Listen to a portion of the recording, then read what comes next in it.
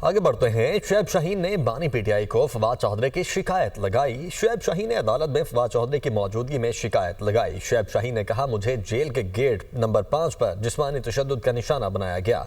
शुएब शाहीन ने हाथ पर आने वाला जख्म भी बानी पीटीआई को दिखाया। बानी पीटीआई ने शिकायत सुनने के बाद कहा, वो इंसानी हुकूक की पटिशन का क्या किया है। बानी पीटीआई ने शुएब शाहीन की शिकायत सुनी अनसुनी कर दी। सुलह होने पर फवाद चौधरी ने क्या कहा, आपको सुनवाते हैं। मैंने कहा सर ये बात आपने कही है। उन्होंने कहा बिल्कुल भी बात नहीं की, ना ही ऐसी कोई बात हुई। वो मैंने उन्हें कहा कि जब आप इमरान खान का नाम तो इसके लिए यूज़ ना करें ना।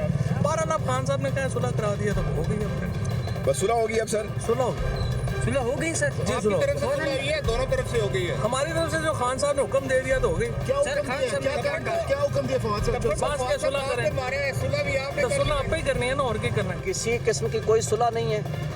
उसने मेरे ऊपर अटैक किया, हमने उससे 3 गुना ज़्यादा उसके ऊपर अटैक किया। हमने उसको ज़्यादा मारा। वो अल्हम्दुलिल्लाह वो हमने हिसाब बदला, उसी वक्त ले लिया। लेकिन मैं कोई FIR नहीं कटाऊंगा।